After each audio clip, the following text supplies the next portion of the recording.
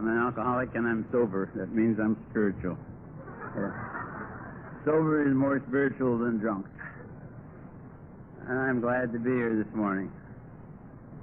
I'm your basic, generic, common, ordinary, routine, garden variety, rather mild alcoholic.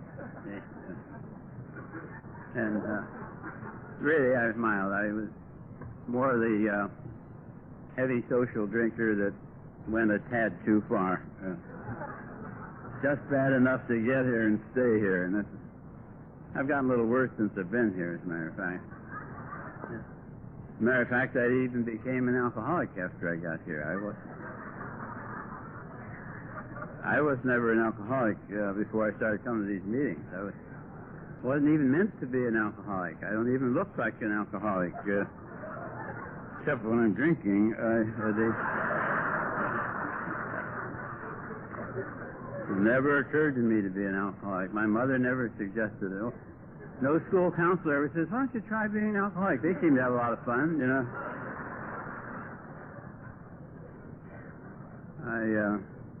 In fact, I wasn't, as I say, alcoholic. I'd been coming to these meetings for 7 months, and I picked it up here. That's where you get alcoholism, places like this. Before I became an alcoholic, I was all the time finding myself accidentally drunk. Now that I'm an alcoholic, I don't even drink.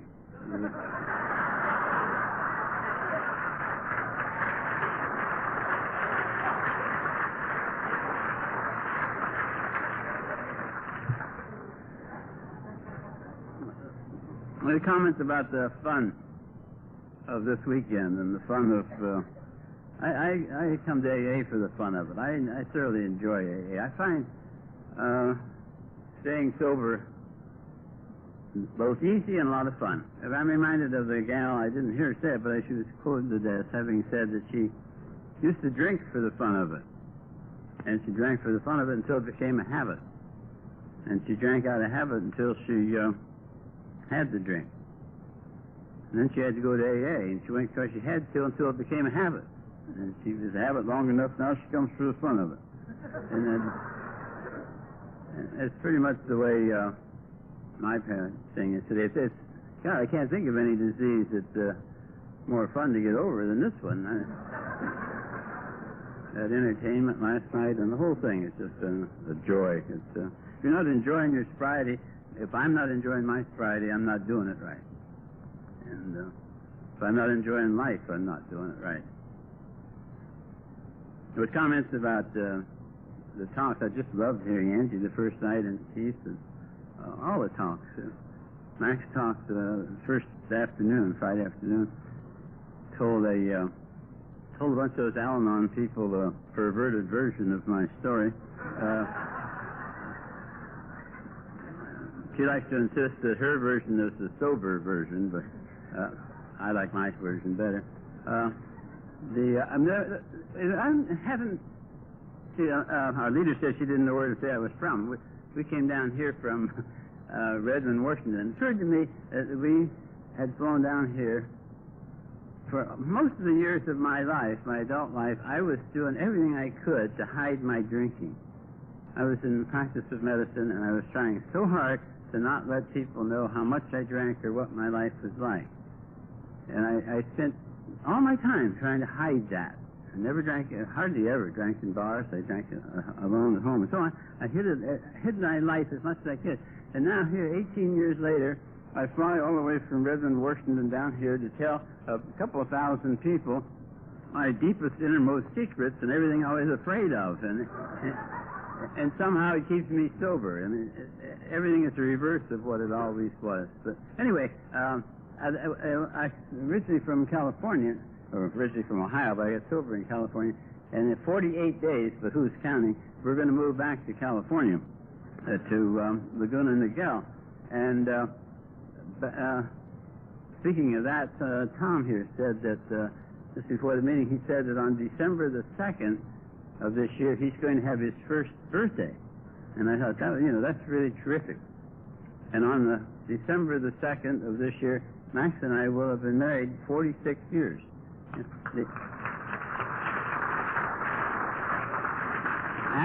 Actually, we will have been emotionally involved to varying degrees of intensity for over 60 years. Now, I've often said that young people today just don't have what it takes to have that kind of a relationship. They just don't have it. For one thing, you've got to be very, very old.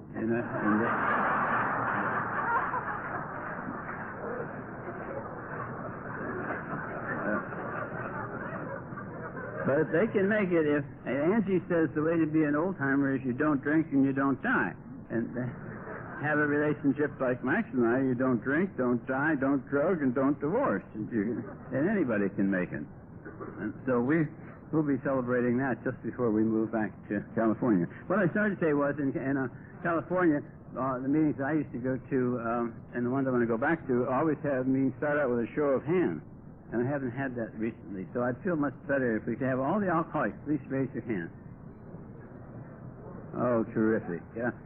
We definitely have a quorum. We can go on. What about those other people? I know there's Al-Anons here. I can feel the vibrations. Could we see the hands of all the Al-Anons? Don't be ashamed now. Put your hands up. That's enough. That's enough.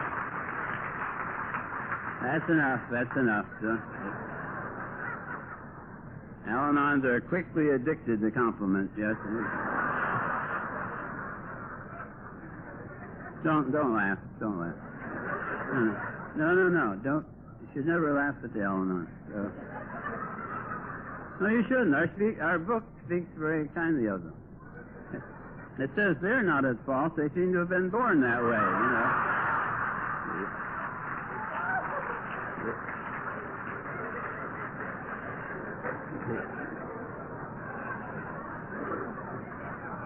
Another reason you ought not laugh at them, I understand there's one or two of you out there having a little trouble making this program.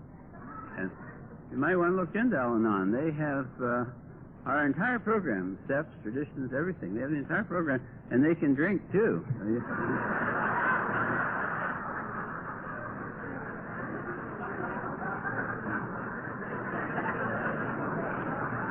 Another reason you might not want to laugh at them is one of the most common problems I see is an alcoholic coming to me and going bonkers because they're trying to live with or relate to another alcoholic. And it never occurs to them. They're blind to the fact that Al-Anon provides the answer for that, as I was to the fact that AA provided the answer for me to my drinking. And when you suggest Al-Anon to them, they get real insulted. Why would I go to Al-Anon? I'm in AA. And the only reason I can think of is that is when you get to the AA, you've pretty well reached the bottom of the social ladder. You've got to have something lower than that.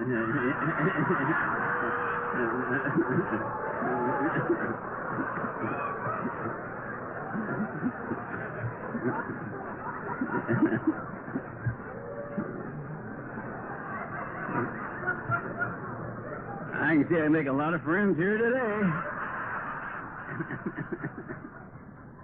So I use AA for my sobriety and Al-Anon in the sense for my sanity. Yeah. I better get off that subject.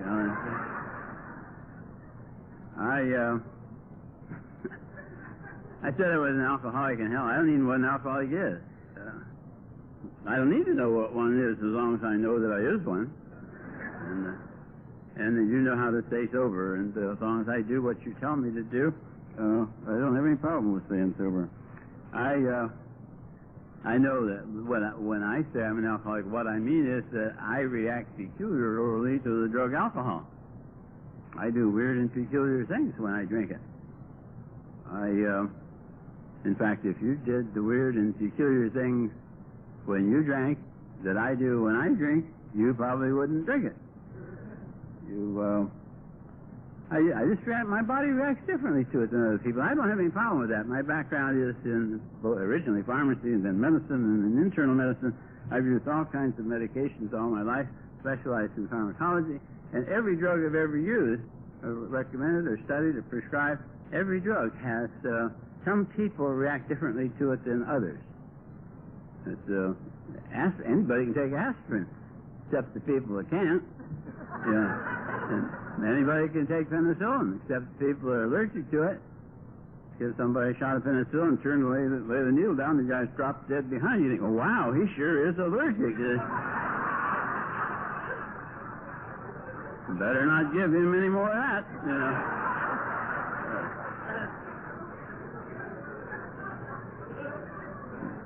They sure got a lack of willpower, Yeah.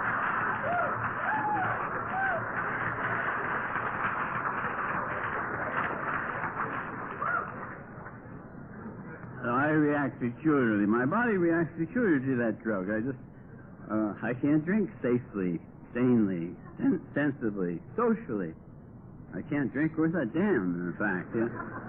And so if it reacts like that to alcohol, you just decide to not drink it. You don't even have to be very smart to figure that out.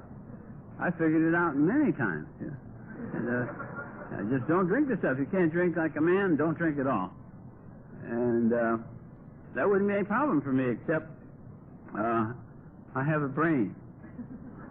I have a brain that insists on drinking. I got a body that can't drink and a brain that insists on drinking. I can't drink, but I gotta drink. That's called a dilemma. What it means is that without AA, you're screwed. And I was screwed for a long time and didn't even know what the answer was, know what the problem was. I used to think the first thing you have to do when you come to AA is figure out why you drank. And I figured out reasons why I drank. I used to drink when it was hot. That's what beer was invented for. And we used to drink hard liquor when it was cold. You go to a football game, always take a bottle. It was cold. I remember going to drinking when it was sad situations. I would go to a funeral. We'd always have a few drinks at the funeral. After, at the wake. And I drink at glad situation. I always drink at weddings to celebrate. I drink in the daytime. Drink daytime drinks. Yeah. Drink at night. You drink nightcaps. Yeah. I drink when there's a lot of people around, because the people around drinking, you have to drink with them. They get insulted if you don't drink. They think you're trying to stand out and be different. You have to drink when people are around. I used to drink when I was alone because I was lonely. Yeah.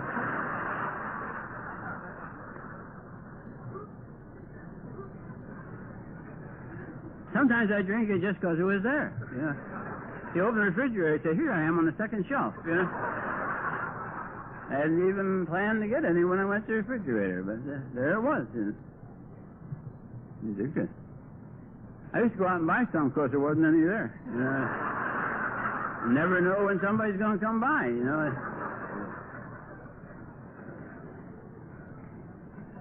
Only thing I can tell you is that every drink I ever took seemed like a good idea at the time.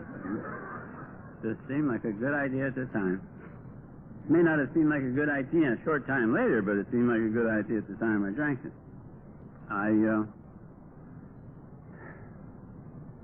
It seems as though, again, just looking back on it, I had no awareness of this at the time, but it seems like I drank for the physical and the mental effect, in a sense. Or at least I used it. It seems like, well, for instance, I used to go to church dinner dances. And I've always hated church dinner dances.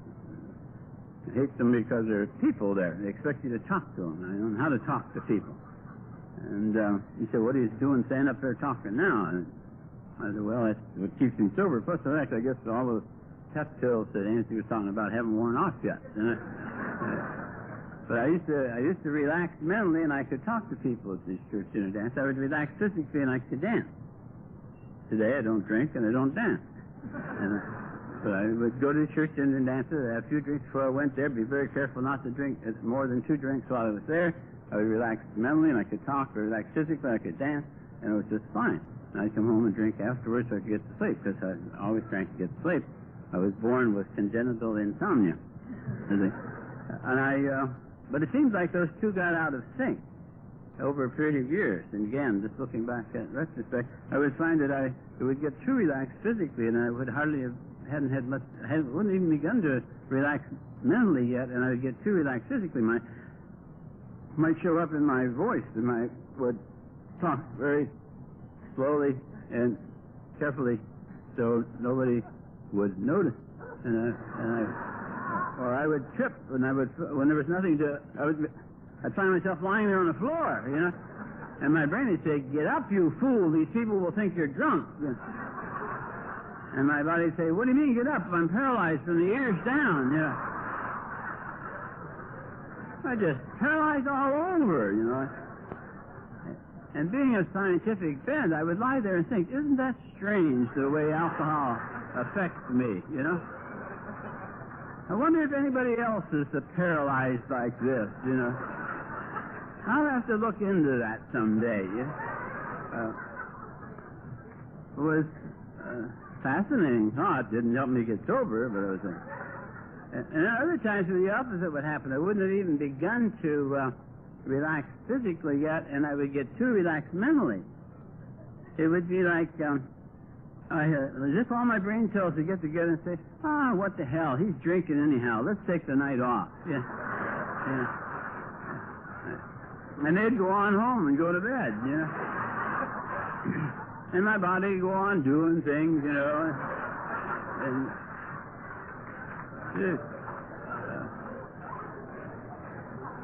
And in the morning I'd try to figure out what my body had been doing when nobody stayed on duty on my brain, you know.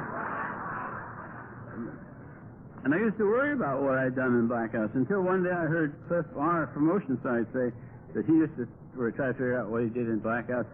And one day he came to the profound realization that he never ever had come out of a blackout to find that he had spent the night helping the little sisters of the poor. And so since then I've never tried to figure out what happened to what my body was doing when my brain didn't stay there to record it. I don't know how to figure that out anyhow. So anyway, I ended up in the nut ward. That's what I ended up in the nut ward of the hospital I was on the staff of.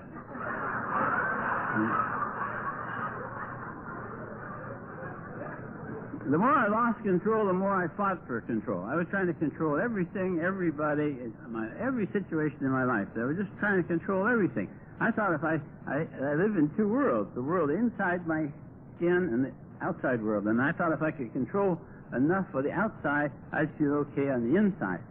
And it would have worked if Max hadn't kept screwing it up, you know.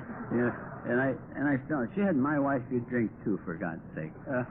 And I love the definition of an alcoholic. An alcoholic is a person who drinks to solve problems created by drinking.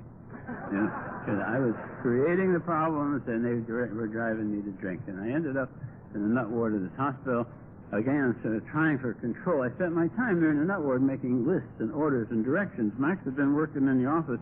I allowed her to work in the office for 20 years because she had done such a good job of working my way through medical school that I let her stay on in the office. And I was making lists of orders and directions and things for her to do to keep the world running while I was locked up in the nut ward.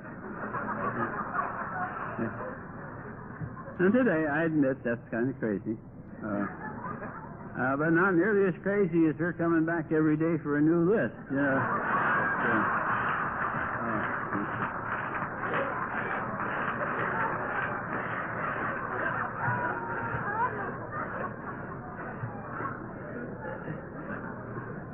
In that dumb nut ward, they had this theory that the quality of my life would be improved if I would learn how to make leather belts. I just could not see that in any way my life would be improved by the fact that I would know how to make leather belts. I just couldn't understand it. And besides, I couldn't understand the instructions. And, which was the fault of the occupational therapist, because I've always had the theory that if you don't understand something well enough, you can explain it to me. So that I understand it, then you don't really understand it all that well. And so I wouldn't make their darn leather belts. It is strange, though, that Thank you. Once I went to a few of these A&A meetings, I went back to that hospital, and I'll tell you, I made the most beautiful pair of moccasins you've ever seen. Really, I'm sorry I can't show them to you. A pair of moccasins and a half a wallet. And, absolutely delightful moccasins. In fact, when I got out of the hospital, I used to wear them every chance I got. I would get home, I'd take off my tie and my shoes and put on my moccasins, wear them around the house, go out and get gas. Whenever they wear out a little bit, I'd repair the tongs and all this other stuff. And they not only wore good and felt good, but they lasted. 7 years it took before those moccasins wore out to the point where I couldn't repair them anymore. And for my 7th AA birthday, my dear Al-Anon wife had my moccasins bronze.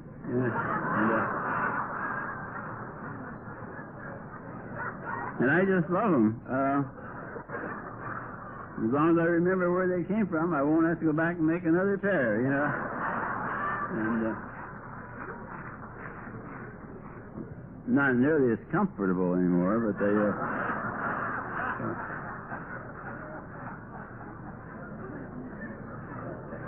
and I spent my time in that nut ward figuring out my plans. You know, when you're in charge of your life that way, you have to take all the blame. You get all the credit for everything good that happens, but you have to take all the blame for everything bad that happens. And I remember sitting there mentally listing the things that had gone wrong and the mistakes and misunderstandings and all the things that happened that a nice guy like me ended up in a place like that. And this stupid psychiatrist who couldn't I couldn't convince that Max was the problem. He walked up behind me and said, "Would I be willing to talk to a man from AA?" And I thought, God Almighty, don't I have enough problems of my own without trying to help some drunk from AA? You know?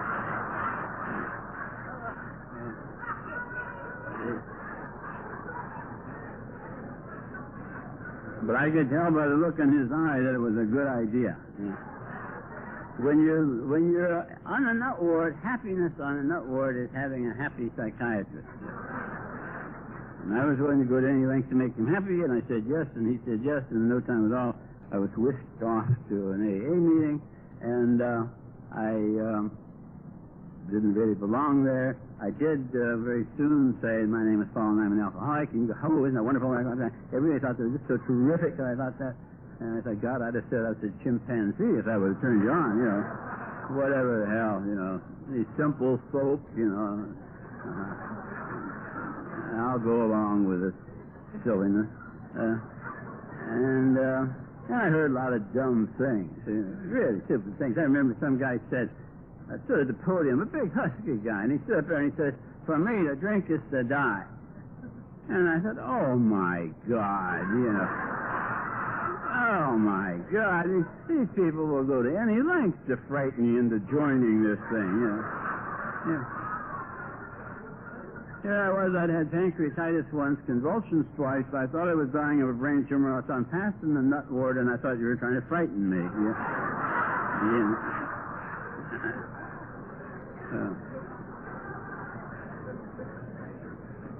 And then one day somebody said, I was judging me by my intentions, and the world was judging me by my actions. And I was very sorry he said that. Yeah, I'll tell you, I am one of the best intentioned people you'll ever find. I'll match my intentions with any of you. I didn't mind. I set all my intentions aside and just looked at my actions, and God, I was a drunken father, drunken husband, drunken neighbor, drunken citizen. A drunken doctor, for God's sake. I had never intended to do that. I had never intended. I had the feeling that if I could hold off admitting that, it would somehow keep it from being true. And actually all it did was keep me from being able to do anything about it, as long as I kept from admitting it. It was also about that time that somebody said, instead of themselves, they said, I'd rather be in AA by mistake than out there by mistake. And it was about this time that I was making my list of things that you had done that I hadn't done, that theoretically, when it got long enough, it would prove that you were alcoholic, but I wasn't. And I also had a list of things that were wrong with AA, and too much smoke, too much swearing, too much this, too much whatever. And I was making those two lists. I was very busy. To this day, nobody's come and asked me for my list either.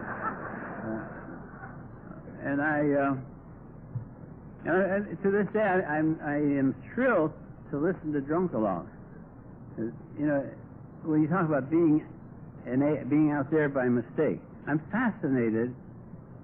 really fascinated by what alcohol does to people like us, both AA and Al-Anon. I'm really fascinated by what that drug does to people like us and makes us think we're doing it by our own choice.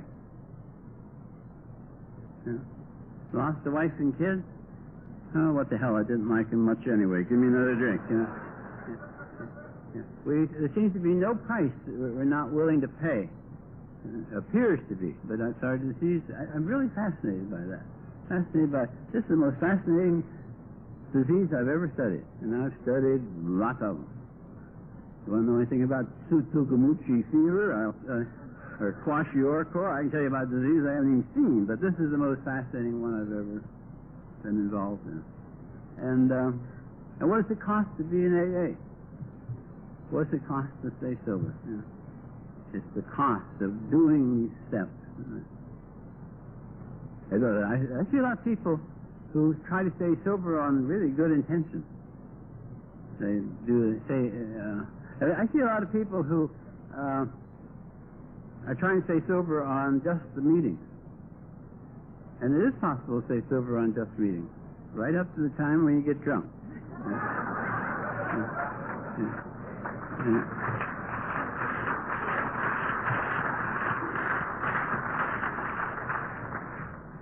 And it's easy, in good intentions, it's easy to have the first three steps just be good intentions. No action involved. Unless you do it like Paul was talking about last night. You really take the third step with your group. I've taken the third step both with my sponsor, with my group, with several groups. I've written letters to God to tell them that I've done it. I even got the papers for a limited partnership, and I've declared him the general partner and me the limited partner. I write him terms of the partner. I have to be sure he understands, It's like you're driving fast in heavy traffic, and you get tired driving, and somebody says, just let go and let God. It's hard to let go unless you're pretty sure he's going to grab the wheel when you let go, And in fact, somebody said something about, how come you're moving so much like you've been doing the last 5 years?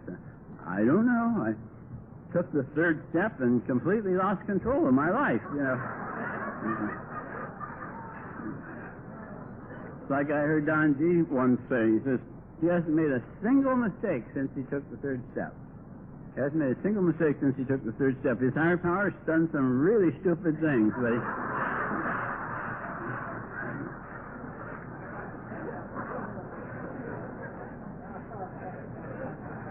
anyway, after 7 months of coming to these meetings, I decided not only I didn't decide, I actually did not only admit that I was alcoholic, but I accepted the fact that even though I hadn't been meant to be an alcoholic, somehow I'd gotten somebody's disease by mistake, at least a mild version of it, and I was able to say to God, okay, God, I've got it, now what are we going to do about it? And when I accepted, and I said, it's okay, and now we're going to move on with this thing. There's two kinds of people. There are people who drink and people who don't drink. The kind of people who drink, there's only two kinds. There are social drinkers and there are alcoholics. And of the alcoholics, there's two kinds. There's practicing alcoholics and recovering alcoholics.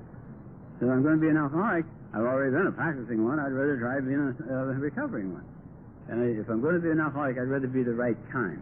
And I decided that I wanted to make it in this program. And all I did is go start running around talking to people. People have been sober longer than I. I say, how do you work this program? How do you stay sober? What do you do? And I talked to people who weren't making it. And I'd ask them the same question. And I do the things the winners do and not do the things that the people who weren't winners are doing. And I would act as if I were in order to become. I used to pretend to be something I wasn't in order to fool you. But now I began to act as if the person I wanted to be in order to become that person. I found depression was always one of my favorite moves. Enthusiastic, I tend to become enthusiastic. If I try to act loving, I tend to become loving. Now, if I act spiritual and do the things that spiritual people do, I tend to become spiritual. And so I can control my life a lot by just acting as if I were the person I want to become.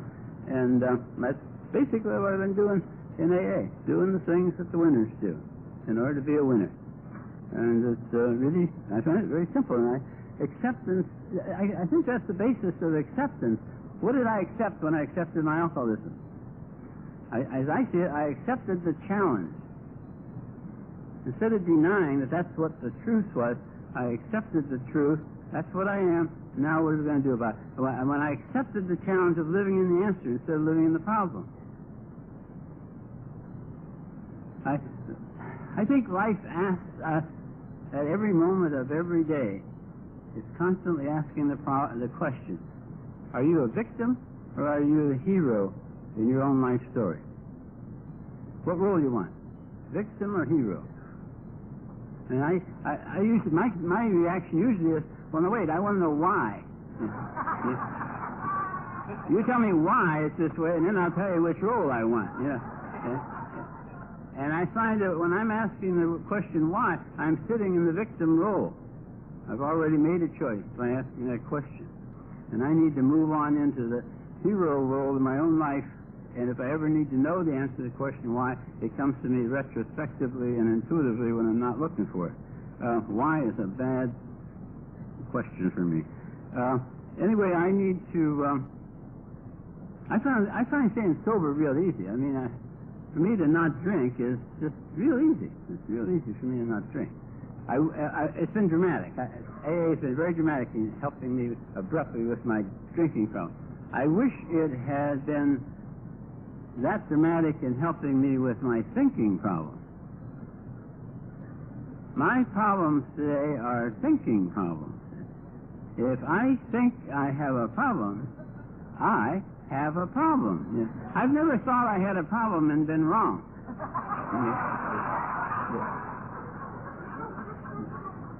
The nice part about it is that if I think it's a big problem, it's a big problem. If I think it's a little problem, it's a little problem.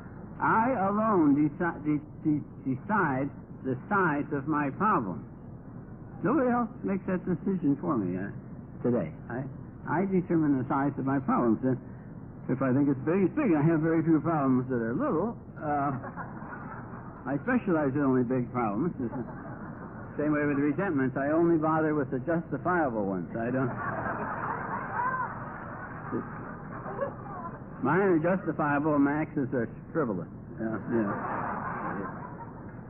And but I can take it. I have a funny mind. It's a very powerful mind with a lot of energy, and it puts power or energy into whatever I think about.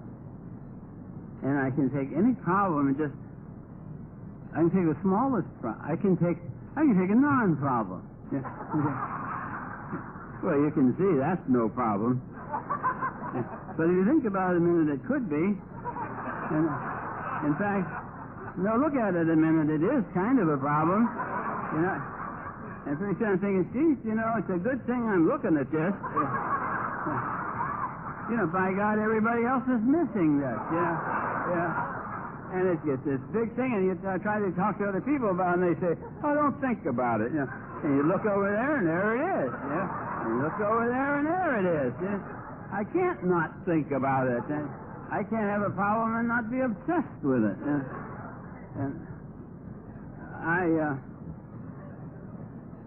my sponsor is Jack N. in L.A. He's a nice guy, terrific guy, wonderful guy. Got a terrific program, walks like he talks. Has this really stupid expression. Says, well, whatever. Well, whatever, you know. Here you got to, well, when Jack's life is really all screwed up and everything's falling apart and he has no job, no money, and his ex-wife is demanding double alimony and everything's going terrible, then he can say, well, whatever. I think, geez, that's tricky. But when I've got this thing, and he gives me that, well, whatever crap, you know. I remember, my good intentions. I've always had the best of intentions for me and the things I was going to do. I was really going to straighten the world out and do a lot of wonderful stuff. Except for the fact that certain things were wrong, like I had the wrong parents. And I was born in the wrong town. And maybe the wrong century. Or maybe the wrong planet. I don't know. And I had the wrong wife. And Max didn't act right. And I would always want to explain those things to people. And Jack was a good one to listen to. And I would call Jack up and I'd tell him what Max said. Let me tell you what you did today. And let me tell you what's going on now. I remember this one day I called up, and I must have called him on a bad day or something, and I hardly even got started, and he interrupted me. And he said, well, why don't you just put it out of your mind for a couple of days and see what happens?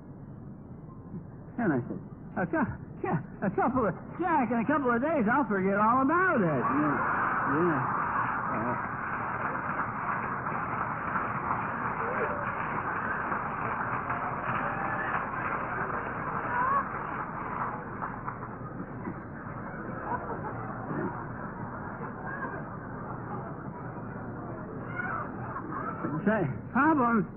Problems need a lot of care. The problems are like a delicate plant. They need a lot of care, a lot of nurture, a lot of water, a lot of fertilizer. Yeah. You have to really care for your problems. Have you ever had a problem that was so delicate and such a work of art that you couldn't leave it long enough to go to a meeting? Yeah. Oh, no, I'm not going to the meeting tonight. I have to stay home and babysit this problem. I have to think my way out of it, you know. Can't act my way out. I got to think my way out. As a matter of fact, that's what happens with me. I'll have this big problem, can't get rid of it, and then finally the phone will ring. And it'll be somebody I'm sponsoring with some really stupid little problem. Have you ever noticed what silly things people get upset about? Yeah. A really dumb thing. Yeah.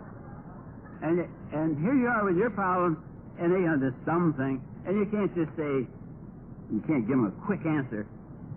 You can't get a quick answer. You know why?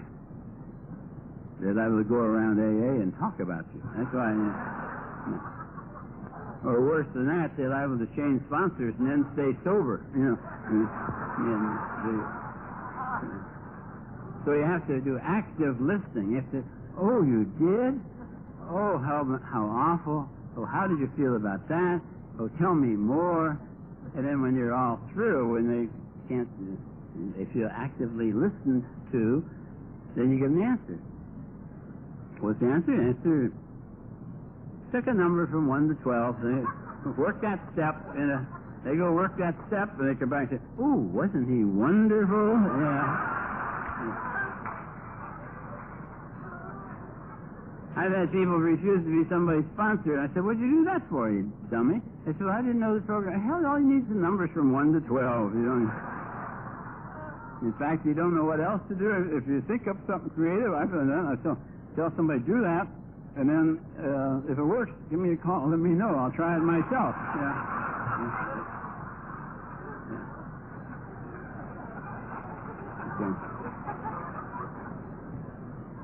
Anyway, by the time you get through with all that, you get back to your problem and maybe willed it away to the point where you just can't even bring it back, you know.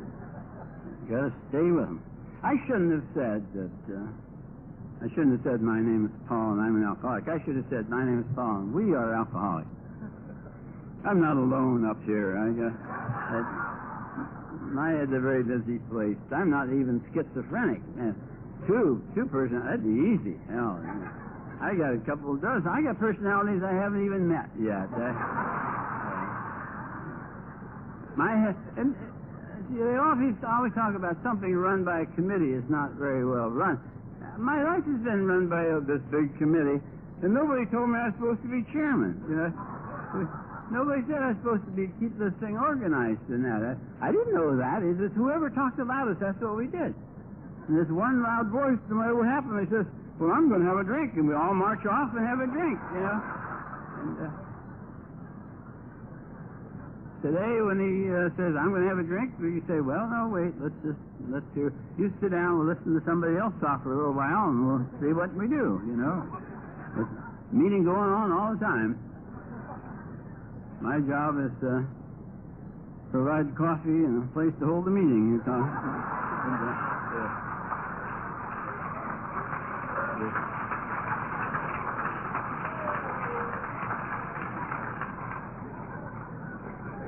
I don't know how you think, but I think in voices. Talk.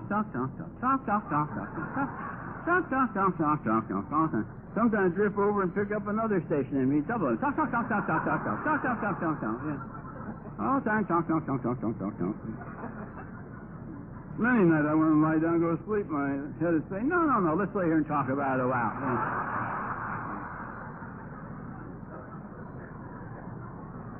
Even in the middle of the night, wake me up and say, "Hey, wake up, we want to talk to you." Yeah. You know that thing that you thought you handled so well today? Didn't go like that at all. They're really ticked off at you. Just wait till morning. And until morning, we're going to lay here and ask you questions that have no answers.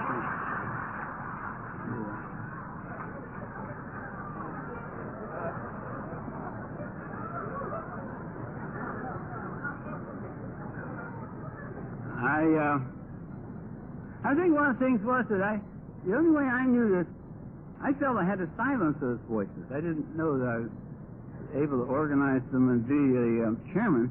I thought I had to silence them. It was the only answer I knew.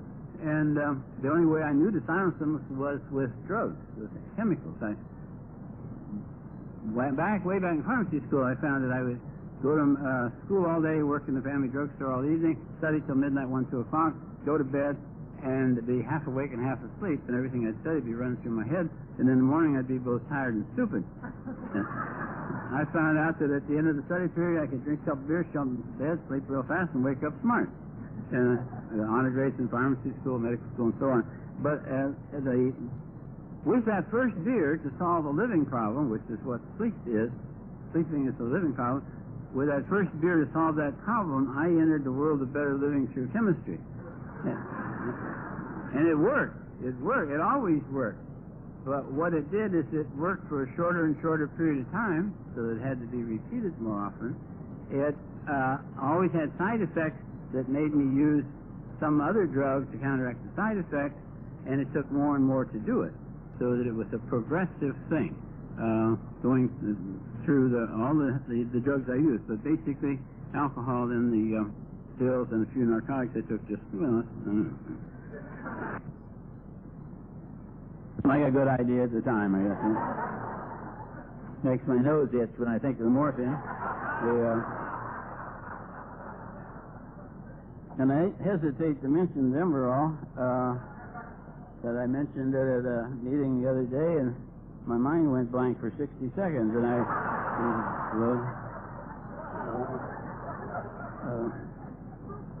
but I find that I can't, when I silence those voices, they're not all bad by any means. None of them are bad. Even the ones that have the suggestions are not practical. They really are on my side. They mean to be helping me. And most of all, that's where I hear God's voice. It's among those voices in my head and the voices in AA. So I can't drown out the voices in my head, and I can't avoid the voices in AA. It's just as in AA, there's a lot of chatter, but you have to pick out God's voice when the message as you hear it. And I say I'd like to stay alert just to do that. Alert to what's going on in here and what's going on out there. And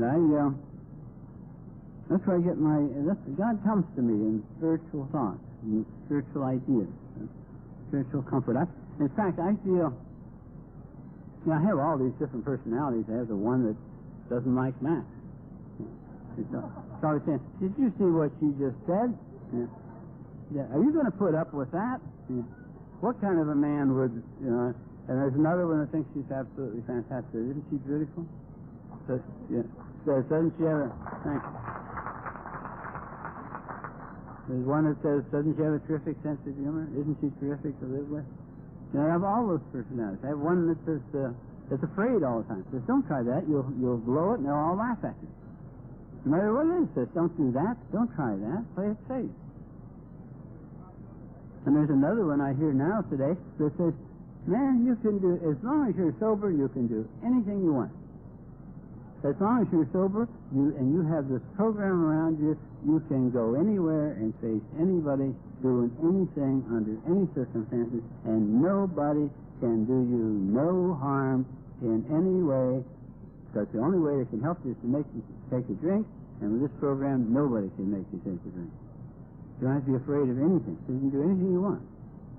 So I've got all these personalities, many of them. And in the very center of these personalities, there's a center of calm. There's a center of calm. I'm aware of it when I awaken in the middle of the night and all the world's asleep. And that's where God is. I don't have to go anywhere to find him. In fact, if I go there to find him, he won't be there unless I take him with me inside. And I sincerely feel that that's where he is, that he's hidden the last place we look for him. And if he's there for me, then he's there for you. And one of the real pleasures of life today is to communicate from the center of calm within me to the center of calm in another alcoholic. And to communicate may be just what you're doing, just to listen. There's much more of listening to communicating than talking, which I hadn't been aware of. I always thought that no matter what Max said, I needed to respond to it.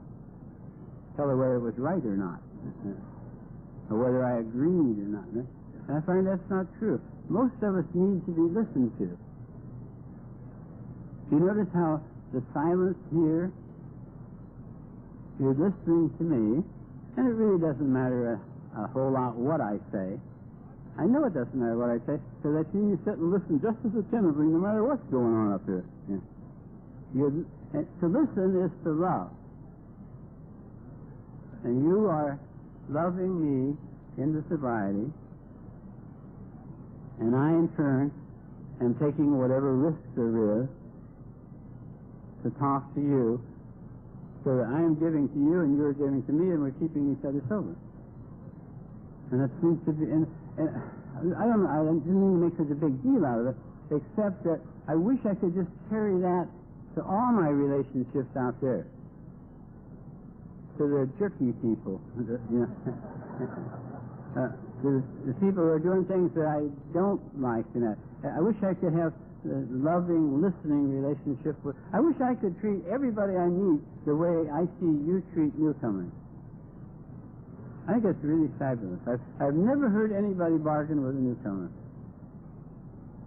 Well, yeah, I'll take you to a meeting, but you got to promise to get sober. Yeah. I'm tired of people who don't make it around here. I want somebody who's going to stay sober and go to a convention and tell them I'm their sponsor. None of that. It's just, one of the things that's helped me a lot is that I had a childhood concept of God that I picked up I got from my parents and from the people that trained me. And that didn't keep me sober. And I used to be the prayingest drunk you ever saw. And so I finally decided maybe he's talking to the darn fool, he doesn't answer you anyway. And so I gave that up maybe 5-6 years before I found myself, against my better judgment, sitting in an AA meeting. And today, being sober in this program, I have found that I can have my own concept of God. And God is, I don't have to call him God if I don't. I call him higher power and call him anything I want. And I have a very comfortable relationship with a higher power of my choosing, I guess of my creation in that sense. He and I are real good friends. As I often say, he rides to work with me every day, except on the days when he forgets. And I tell him what a good job he's been doing. I tell him how grateful I am. I tell him he's doing a good job. Just keep on doing what he's doing because he's doing so well. And I say, you steer and I'll pedal. And for God's sake, watch where you're going, because I'm sick of some of the places we've been.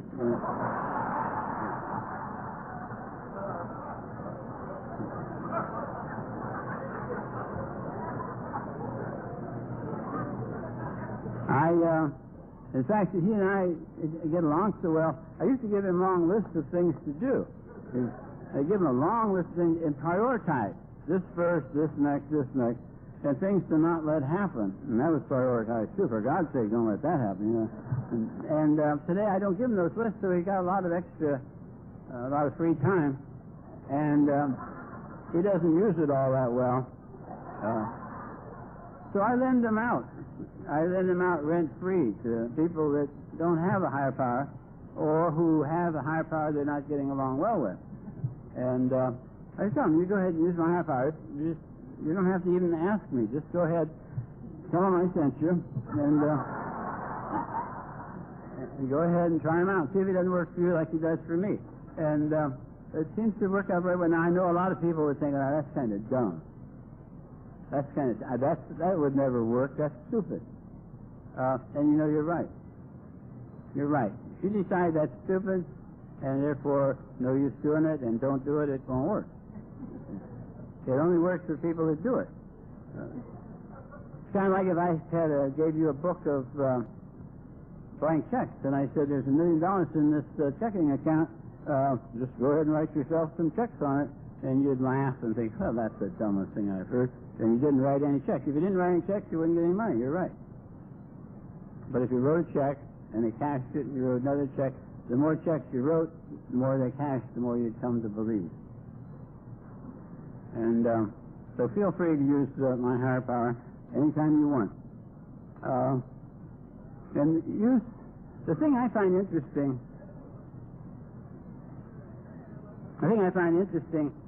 About having my God within a center of calm within me is that it just happens. It isn't important whether that's true or not. It's exactly where God is or what God is.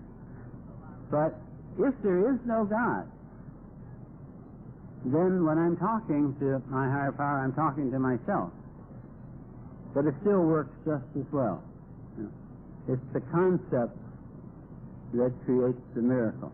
In fact, I find it interesting that we are miracle makers. We don't actually work the miracle, but it interests me the things that we can do that can cause a miracle to happen. Just a phone call, just actually a smile, reaching out at the right time to somebody can be I'm amazed at the power of this program, is what I'm trying to say.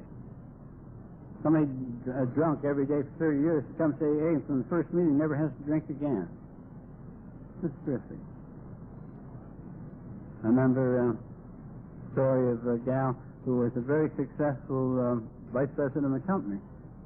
During the drinking time, she had been a streetwalker.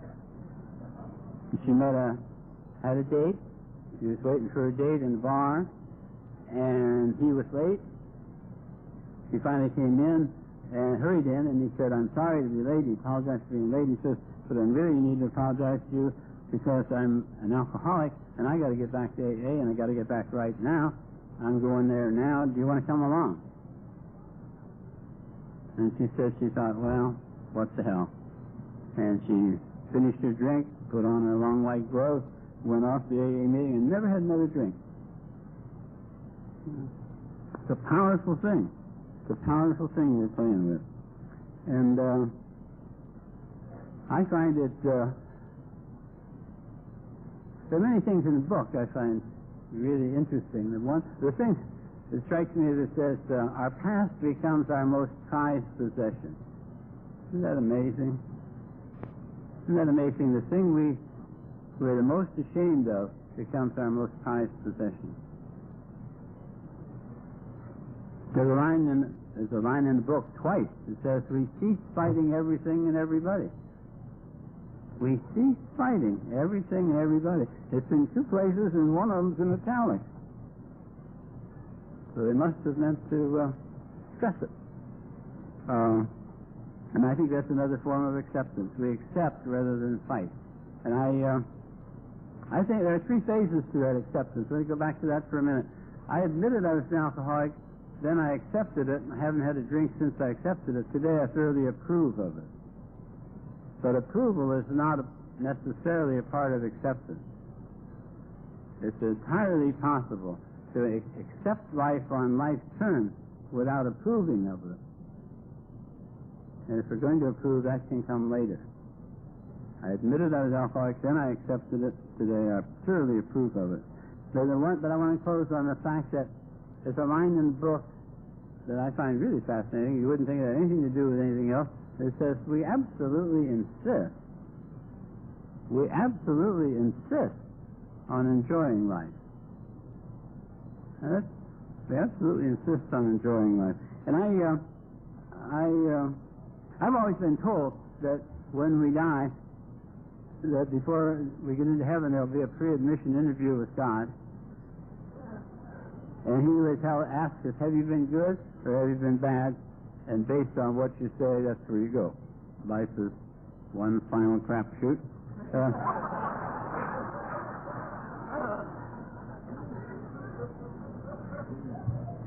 And I know, I've been told that all my life, and I knew they wouldn't tell us that if it weren't true. But on the other hand, I've never met anybody that's been there and had their interview. And so I have a right to have my own opinion, and my higher power says it differently. And I think when we get there, if there is an interview, I don't think that God is going to say, have you been good or have you been bad? I think he's going to say, I've been working like the devil. I've been working very hard trying to make you happy down there. I've really been wanting you to enjoy it. He said, now, did you enjoy it down there? And if you say, well, if you only told me, God, he'll say, no, never mind, Dad. He says, no, I've been working day and night. I've even given you the AA program, Al-Anon program, the whole thing. I've given you everything you needed. Even though I didn't give you anything you wanted, I gave you everything you needed to enjoy it down there. Now, tell me the truth, did you enjoy it? And if you say, well, not really, God, you probably say, well, if you didn't like it down there, you probably won't like it up here. So you can go down.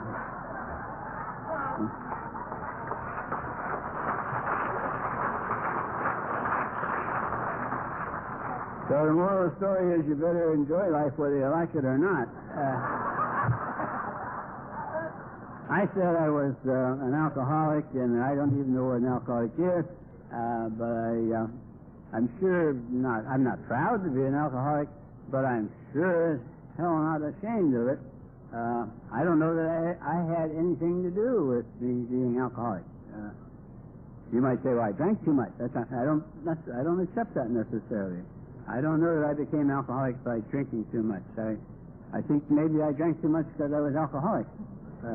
I heard that alcoholics have a tendency to do that, and I'm neither proud nor ashamed of the fact that I'm an alcoholic, but by God, I am proud indeed. Very proud to be a sober member of Alcoholics Anonymous. Thank you very much.